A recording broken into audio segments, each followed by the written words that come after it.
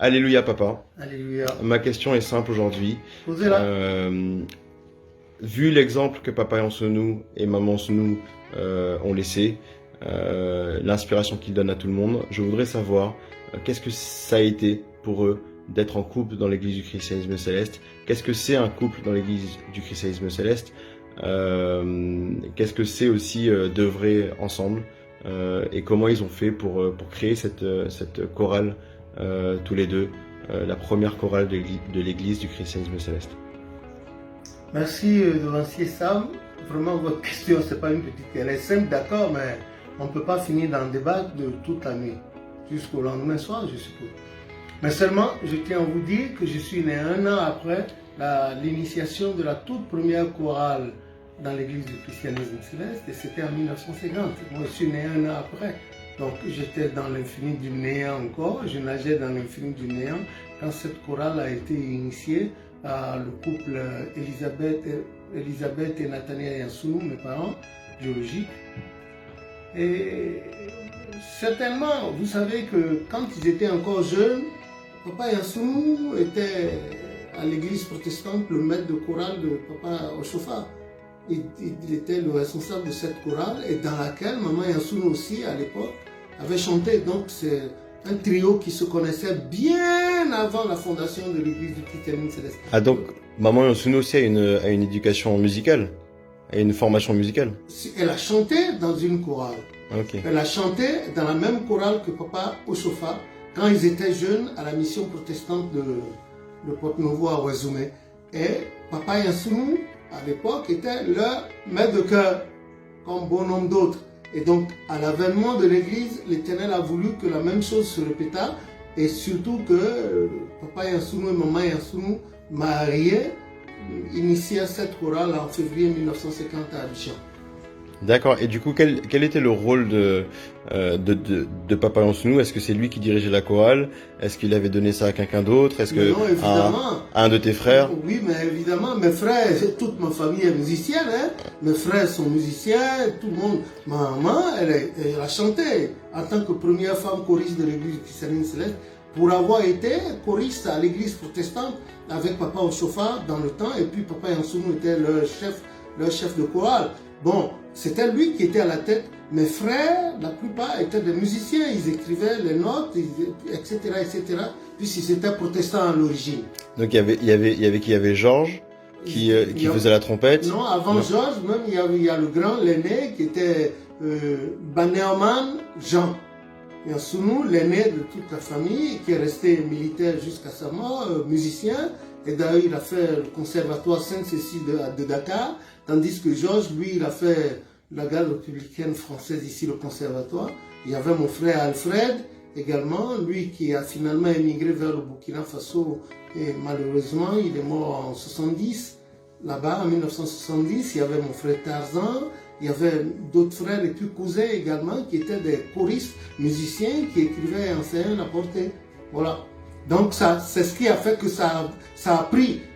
Dès que la chorale allait, on met les chants, il pratiquait des instruments. Papa était surtout pianiste, un très grand pianiste. C'était un virtuose de la musique. Voilà. Il jouait de l'orgue aussi. Oui, de l'orgue. Il faisait la guitare et puis l'accordéon. D'accord. Mais je me pose la question parce que quand j'imagine comment ça se passait dans les années 50, nous aujourd'hui on a un livre avec 1000 et quelques cantiques et même plus. Quand j'imagine comment ça se passait, vous n'aviez pas de livre, ou c'est ton papa qui commence à écrire déjà ce qui était révélé au fur et à mesure?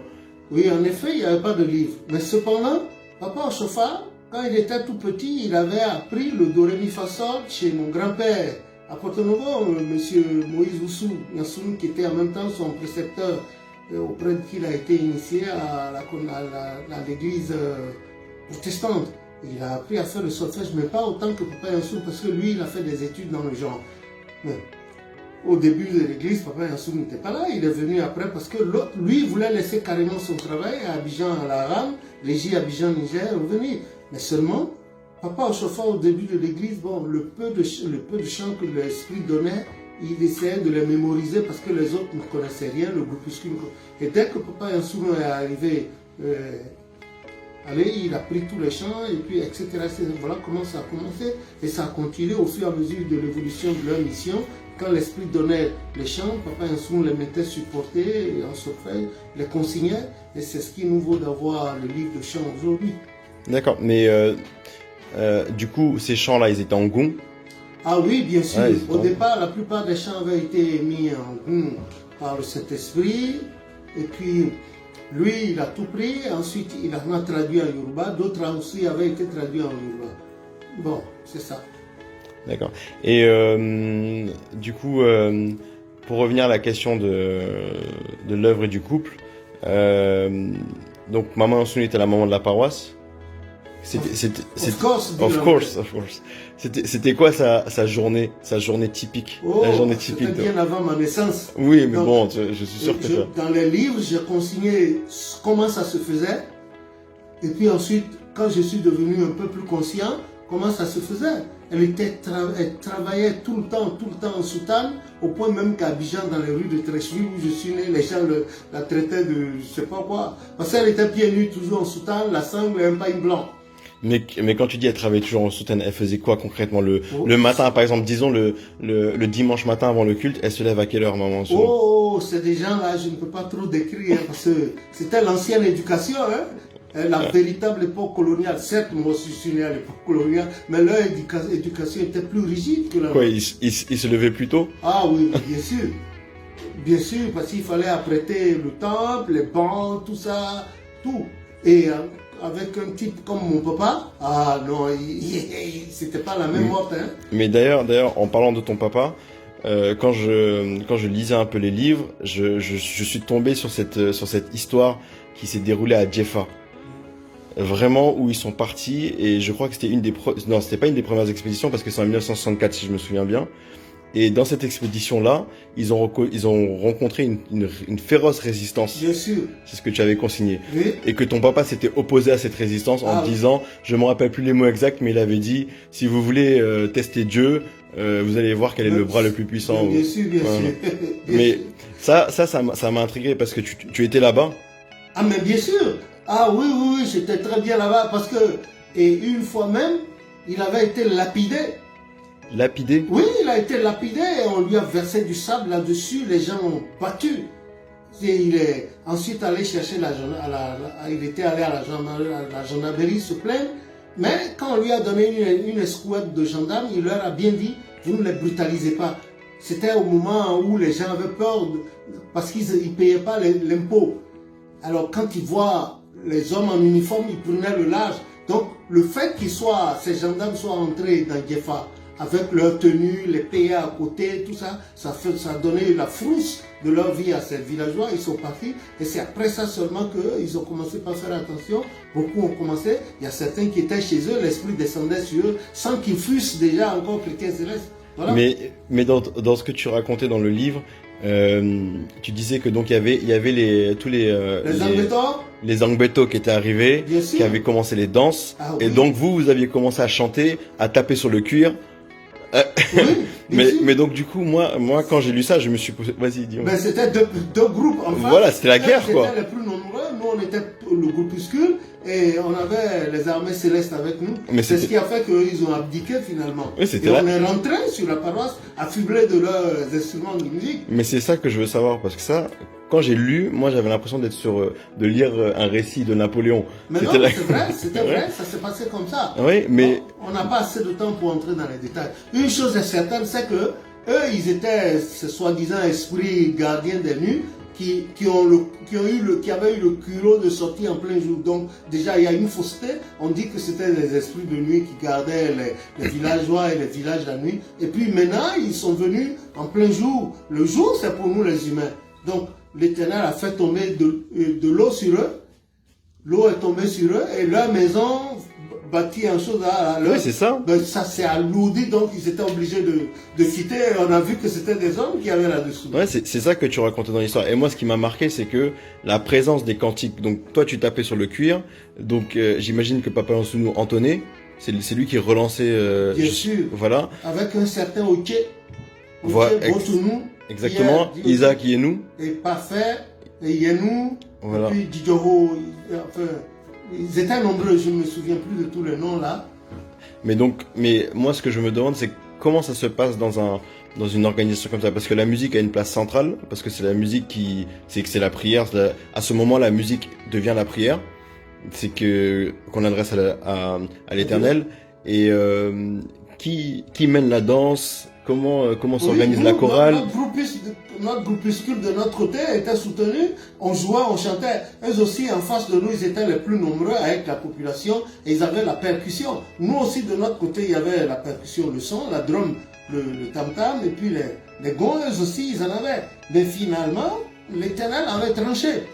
L'Éternel avait tranché par cette bourrasque-là, et puis allez, ils sont partis. Et nous, on est rentrés tous joyeux. Ça a été le début du lancement de la paroisse là. Et à présent, il y a plein de paroisses là, dans la zone. Oui, parce que tu disais que c'est une des paroisses où vraiment l'enseignement était resté intact. Oui, avec beaucoup de chants que l'Esprit donnait.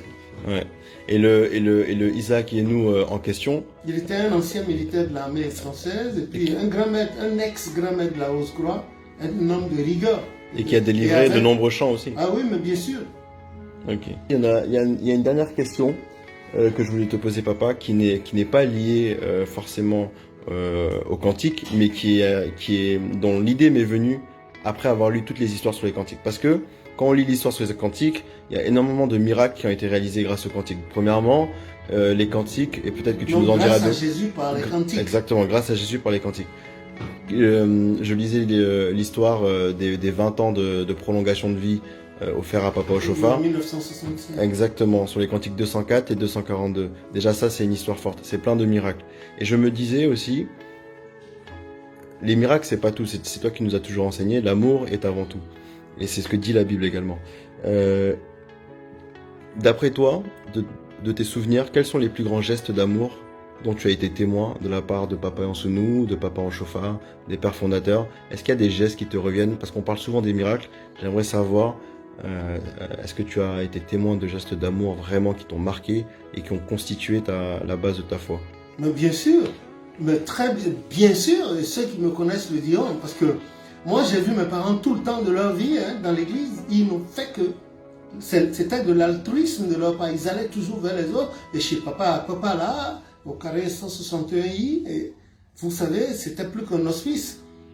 Lui, il y avait du monde là-bas, pas forcément les chrétiens célestes.